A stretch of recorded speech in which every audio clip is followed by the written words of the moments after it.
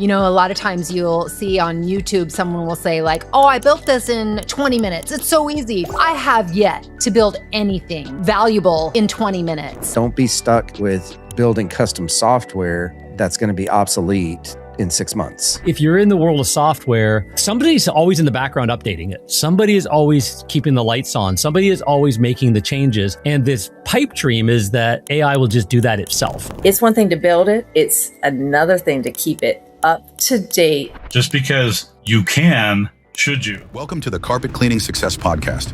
AI Marketing Experts is your backstage pass to the future of marketing. Hosted by a powerhouse crew of AI-savvy entrepreneurs, including John Clendenning, this weekly show unpacks the tools, trends, and real-world applications of artificial intelligence in digital marketing.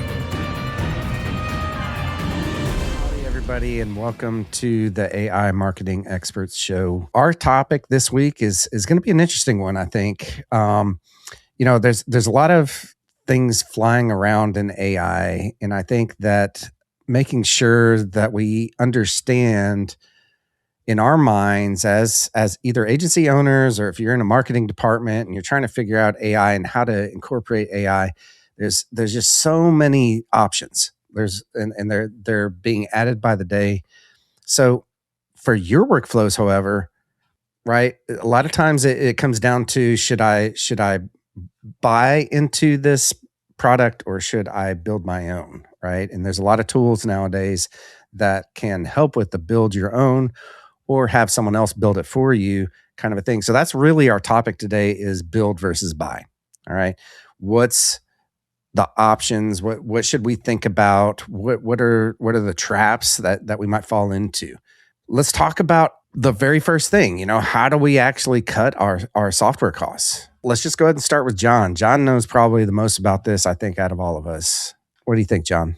Yeah, I think it's a good question. It's a question that comes up for my carpet cleaning and home cleaning business clients as well. It's like, hey, House Call Pros, Service Monster, Jobber, Marquette, they all got this stuff coming in. I've got this other software. And we have that conversation. I got one coming up this afternoon with one of our big clients who's asking, what can you build for me? What can we do? What can I build? Tony Robbins and Dean Graziosi have their How to Build Your a Clone of Yourself 6-week training going on right now. It is the hot topic on planet Earth. Go back to end of January, this thing called OpenClaw came out and everybody goes, oh my God, agents, that's the thing. 4 months later, so in AI language, 4 years later now, at this point, in the end of May, beginning of June, where it is everybody everywhere is trying to put it into all of the stuff. And it depends on we were talking ahead of time, but it's sort of like, if you're in the world of software, it's somebody's always in the background updating it. Somebody is always keeping the lights on. Somebody is always making the changes. And this pipe dream is that AI will just do that itself. Like these agents will just self-update. And we've got friends that are in the marketing world that kind of went down that rabbit hole and everybody with the OpenClaw are realizing it's you kind of still need to be the smartest person in the room and direct it and correct mistakes and all of that kind of stuff. Do you want to be that person? Do you want to run your business?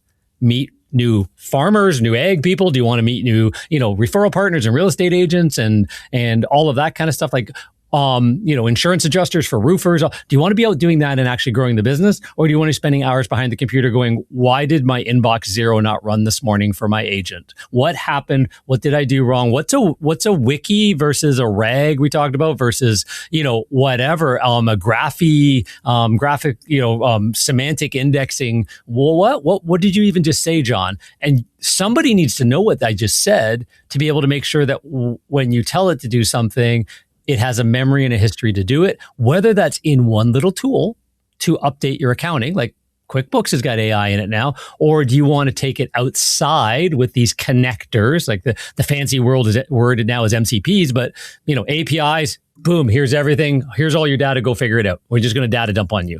MCPs, here's all the connecting points. We're going to dump all that to you. Go figure out which ones you want. Machine, right? And then CLI is sort of like, oh, which one do you want individually? This is the world of sort of that world. Do you know what I just said? That's part of should you build it or buy it. If you don't even know what I just said, do you want a whole new degree in something? because it's not a college course for the next 3 years. It's like, you better know what I just said in 3 weeks if you're going to be building it yourself. So if you do, it's exciting. And Chris and I, like, he way ahead of the charge, but I came up the rear and like, holy crap. And every day there's something new. You're going, I can add that to this tool and do this, and I can move this over here. Oh, there's a new thing came out. I can add it over there. And all of it is just, it's evolving so fast. Who keeps up with that or keeps up with your business? That's the decision I think you really need to make. And if it's somebody else, then let somebody else keep up with it, right?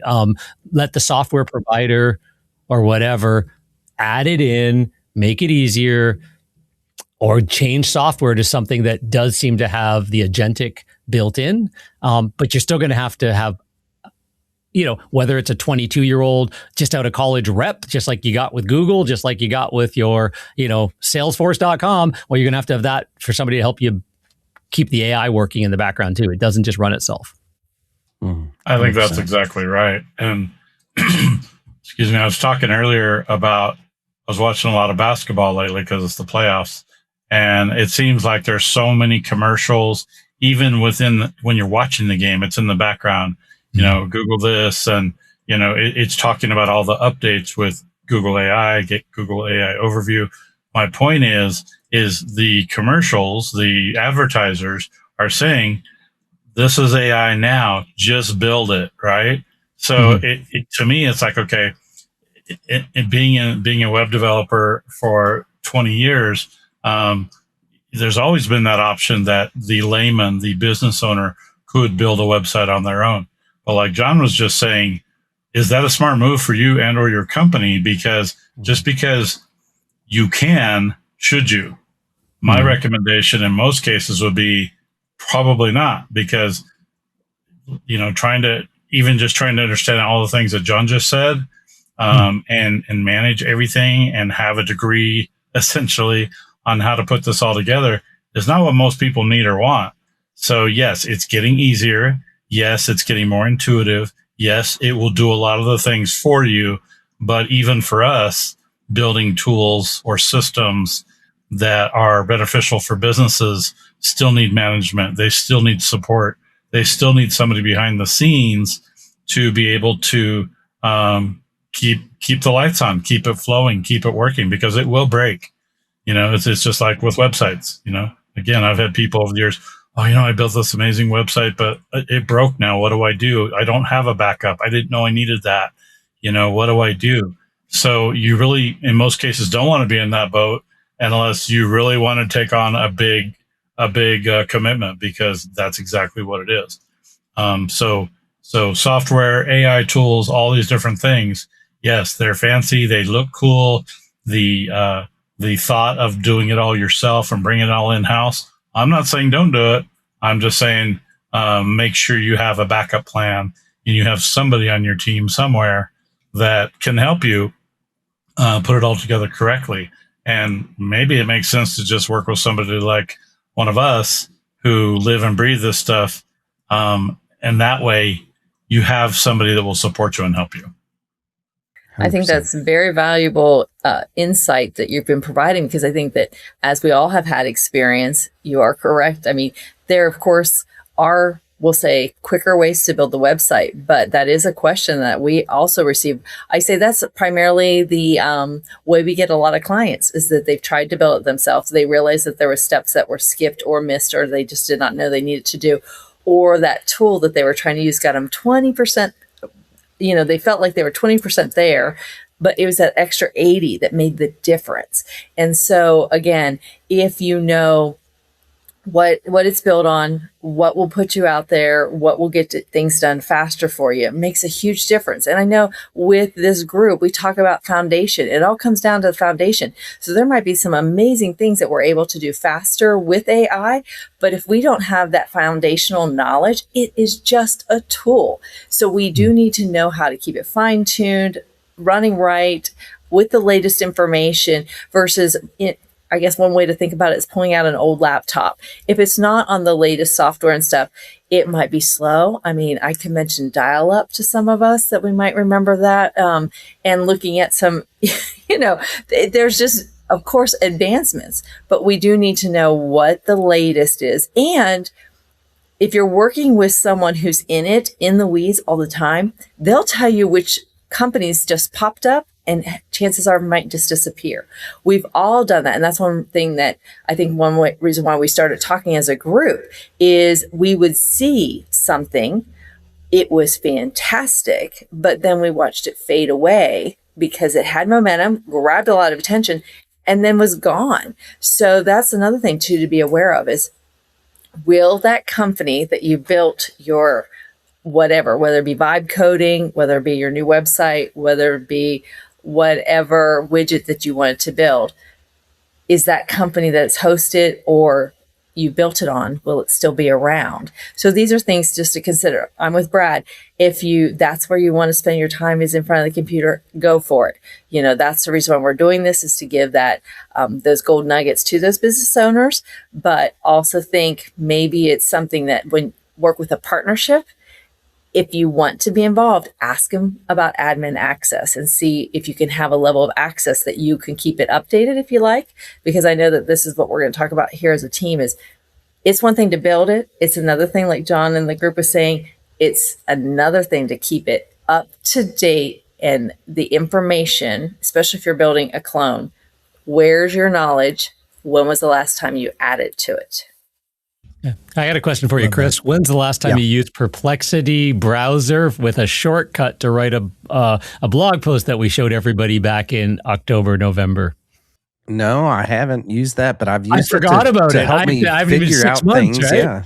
Yeah, exactly. And that was amazing. And it's gone. They deprecated it. You can't even use it anymore.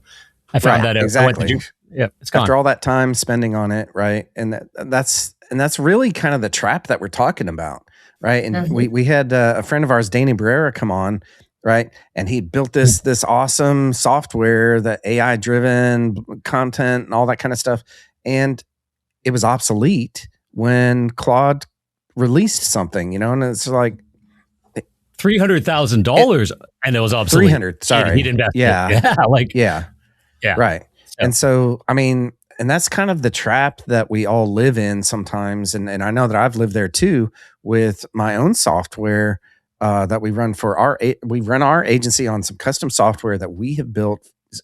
We started it in 2014. I guess that's 12 years ago at this point, right? Am I doing the math on that? 14 years, 12 years, whatever. I'm not good at math. Good. And we have spent a significant amount of money on that. Like if we tracked actually what we've spent over the past, 12 years on that, is easily going to be upwards of $100,000 to $200,000, right? So is it obsolete? No, because we keep building it to our workflows, right?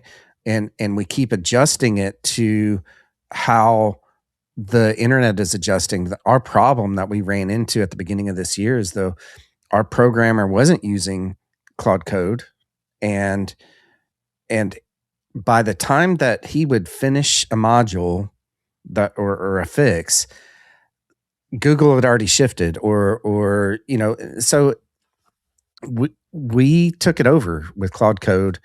We're able to move fast, but the problem is we're breaking a lot of stuff though, right? So we're falling into that time trap of having to spend so much time fixing things that Claude Code is actually going out and actively breaking and killing our workflows. So that's kind of the trap that you fall into and that we're going to see. So I say no custom.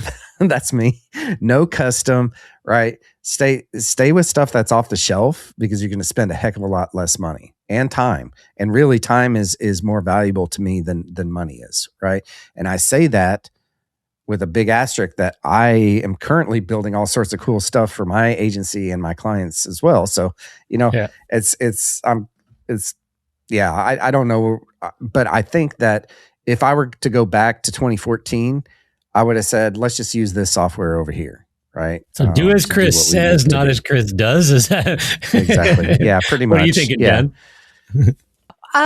Well, so you guys know, I think you guys know, I'm building things for my agency, and I'm building in Claude Code and CoWork, and I love doing all of that stuff. But You know, a lot of times you'll see on YouTube, someone will say like, oh, I built this in 20 minutes. It's so easy. 20 minutes, you can have this done. I have yet to build anything valuable in 20 minutes. And there are even things that I thought, oh, this is probably going to take me, an hour or two. And then I ended up being sucked into it for like the good portion of 2 days. And so just because you think that something is buildable, maybe it is, but when you think about it, you might want to think about it like, okay, what if this takes me 3 times as long as I think it's going to? Is it still how I want to be spending my time? So I think about that. And then the other thought that I have is that if there is someone out there that they're like, oh, but I really want to get in there and like check it out, like go to Cowork and schedule something. Like just like schedule a task. Do like connect a couple things, schedule those out. Start there. Yeah. That's something, that is something you could probably do in 20 minutes. Like, no problem there. But then you're not talking about a full custom build about something or, spending time on that. Yeah, light lifts takes things off your plate that take a little bit longer, like that are repetitive. You could have something go in and check your inbox.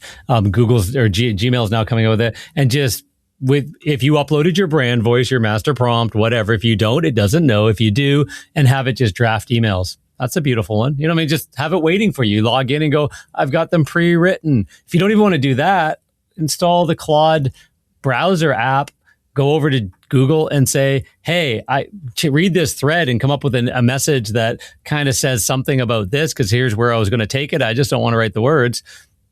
It writes it, you change a few words and press send. You just saved yourself, if you're like me, 20 minutes of painstakingly trying to figure out what the right words are and copy and moving it around for a message to a vendor you don't even care about, right? It's like, as of now, it just wrote it for you, got your sentiment across, good enough. You press send to your accountant, whatever, carry on with your day, right? Those are probably the best use cases to jump into and get really good at and get your team to jump into as well. Because the other side of it is, I think, AI fatigue.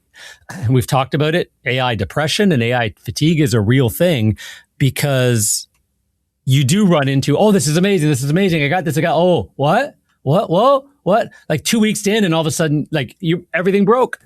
And to go back and fix it is, where did that break? I didn't build it. You did. Like the AI, you're talking to the AI. You built it. You tell me where it is. Well, if you could tell me what registry that's in, I don't know what a registry is. Like, so, right? So, yeah. I like the point that you two have made. I'm sorry, in the fact that consider how much time you will save if you take the time to use AI to do the task, because that's something I don't think people consider. They may lose, even if it's 45 minutes and that task would have taken them less than 3. Okay, is the 45-minute investment, is it something they'll be able to use moving forward? Or is it something that just took them 45 minutes and they could have actually only replied to that email or whatever in 3? So even before you start down some rabbit holes, that's kind of what we've been telling our team is think, will this be something I can use moving forward that, to your point, won't break often, but it's going to make us more efficient? Or is it something that we should say, no, I'm just going to do it traditional and get that task done? Yeah. I got to throw one thing on Chris, because the other side of this whole thing is, should I do it or should I hire it out or buy it, right? That's our conversation. The other side of that is, who pays for the tokens? Right? Yep. Because token math has become like, look, so Microsoft just came out with an announcement there. They burnt their entire annual budget, Microsoft, of token usage in the first 5 months of 2026 and have told their entire staff to back off. Because they weren't cutting people. They were saying, go do more. And the average employee was spending about $2,000 extra per month or more, times 70,000 employees or whatever the number is, on an AI token expense they didn't have the year before. Wow. Yeah. So I think real issue to think about as well. Inside a tool, they pay for the tokens. Yeah. I think another key point is we're not saying don't use AI, for a lot of general things that you can do. We're talking, I think, a lot of levels more of building a full-on system that will be agentic with have a lot of different features and a lot of things that are useful. But I think the important part here, a couple of us were in a convention a couple of months ago, and it was brought up, hey, this tool has the last name of Claude. We'll leave it nameless. Is so amazing. But by the way, it could hack into everything that you own. So be extra careful, right? Security wise. Oh, don't put it on your real computer.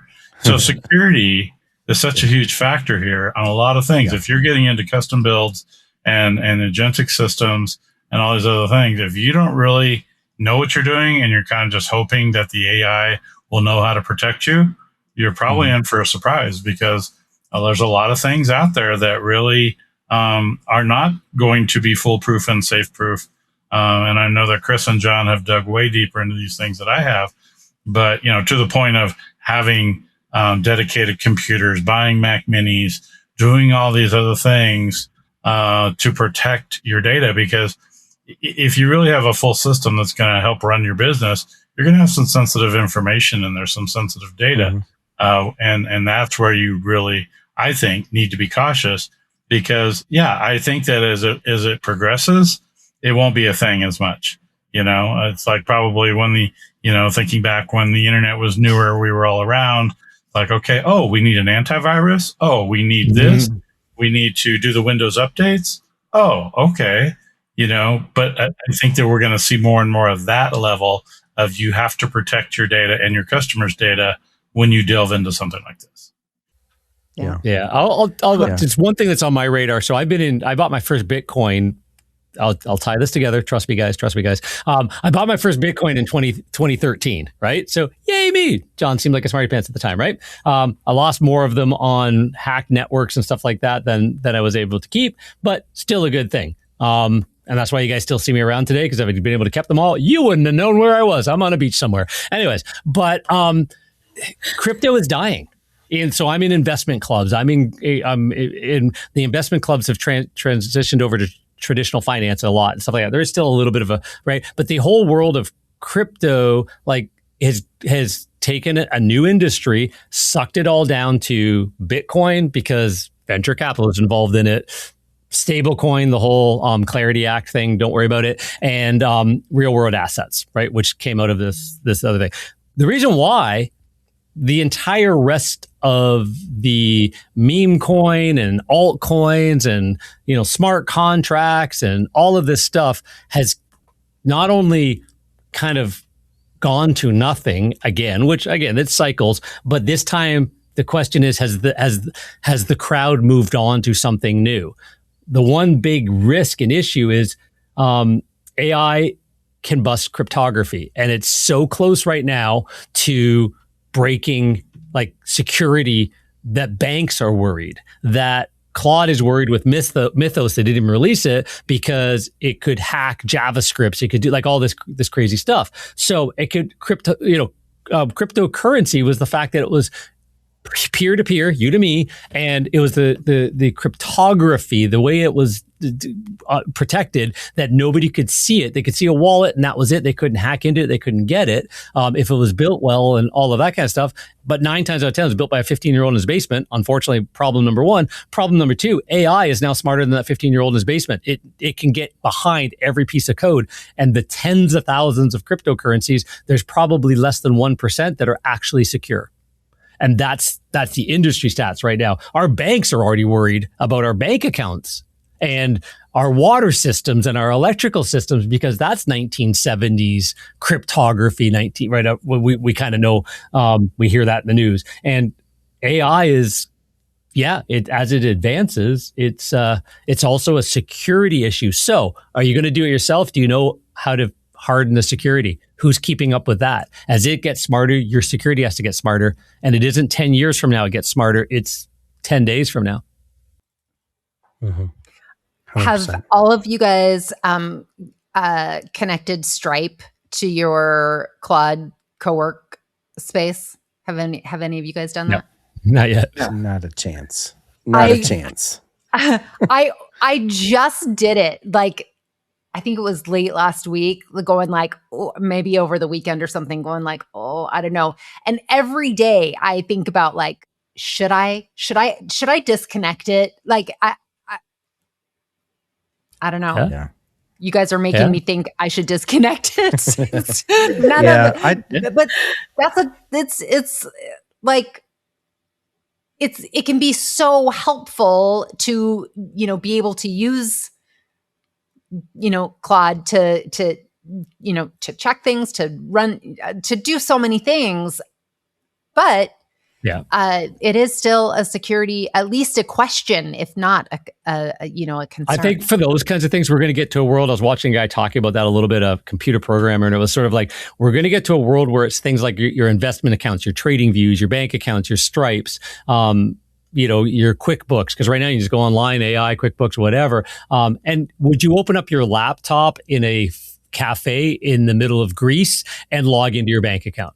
Right? Hopefully not. A VPN, yeah, but still, probably still shouldn't, right? So, but is there a world where you can wrap it, go in for the report you need, and disconnect? And like literally almost like log into a tunnel, and that is the bank, that is the Stripe, has to set that up, and you will pour it into it, pour it out of it, shut it down, clear the cache, no more record of it again. You got you ran the report, you did the session you needed, and then you didn't leave it open.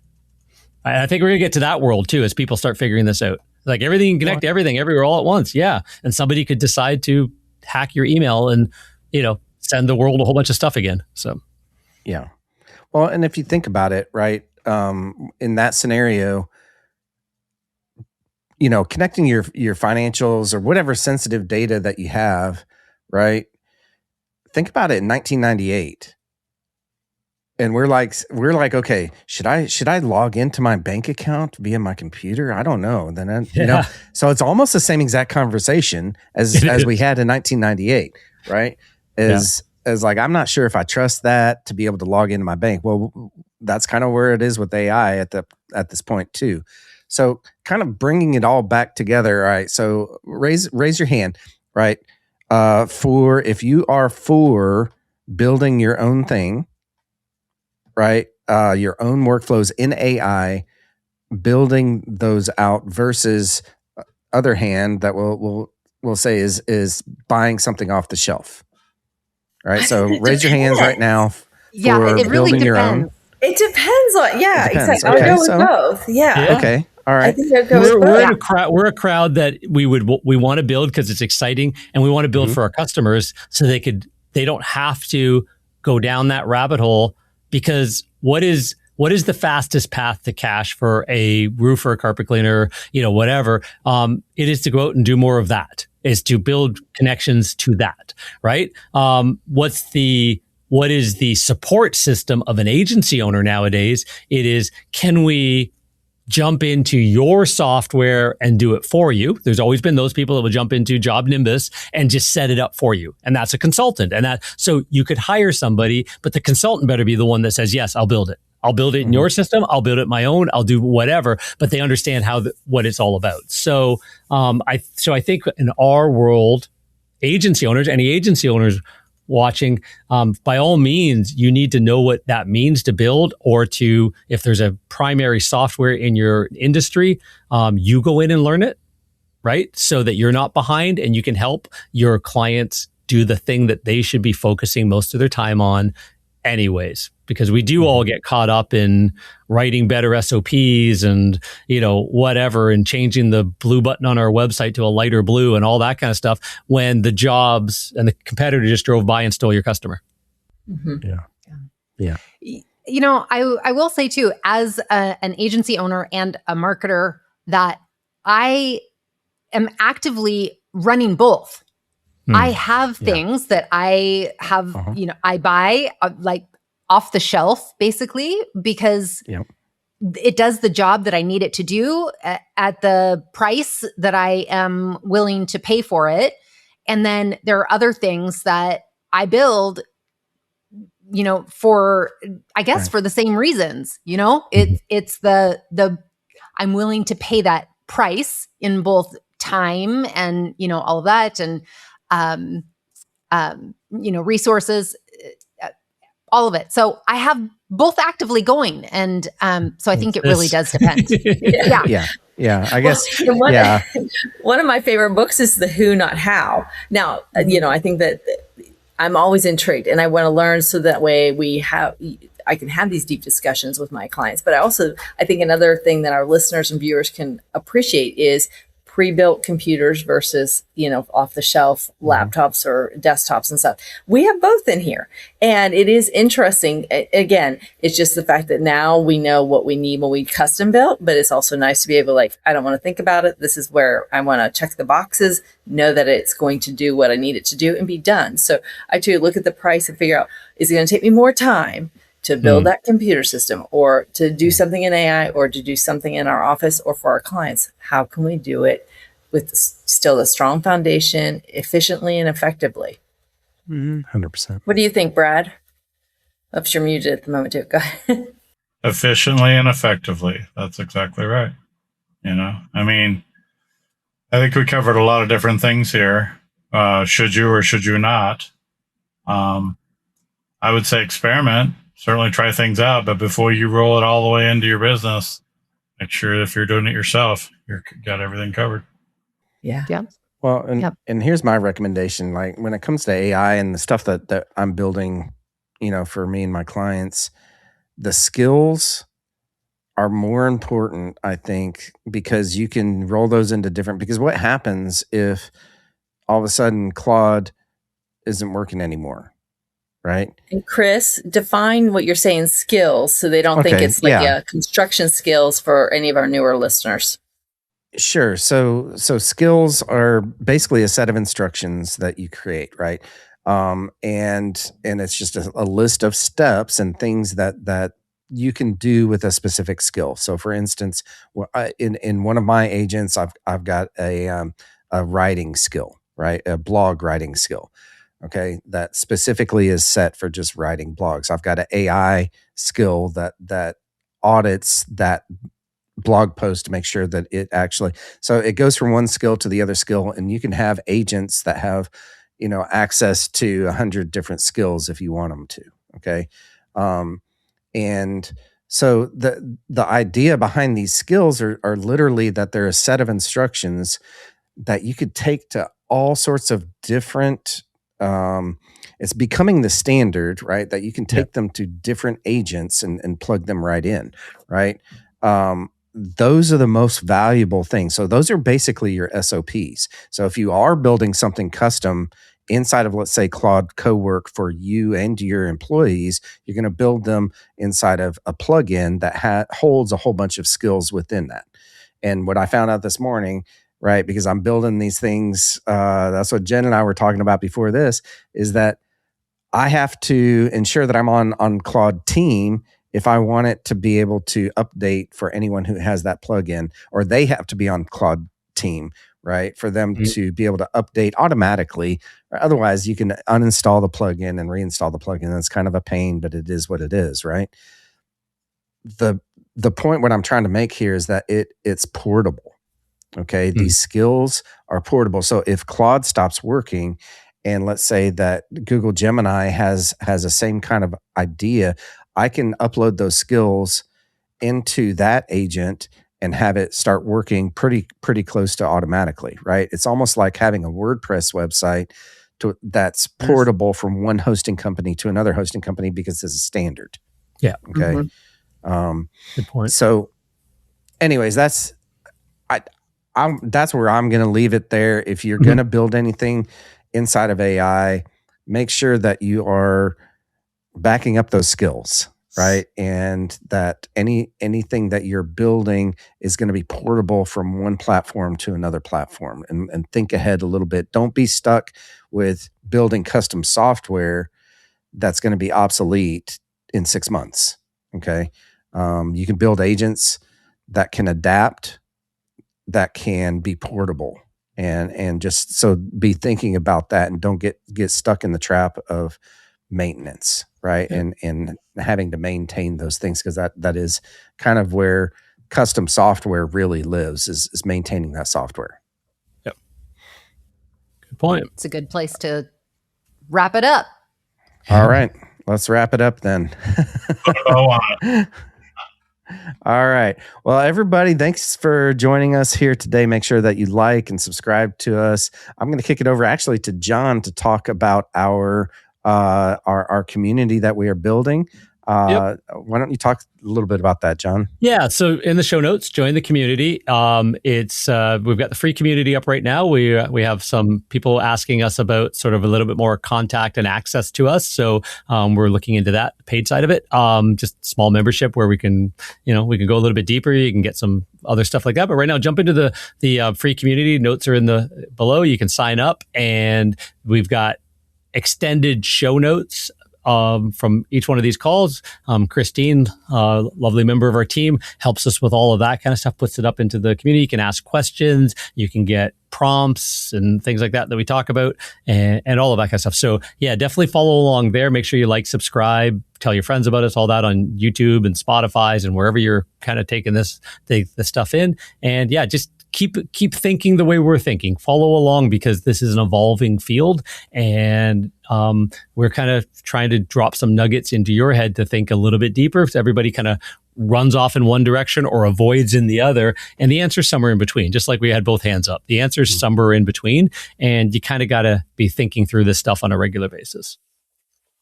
100%. All right. Well, thanks y'all for joining in, and we'll see you guys next week.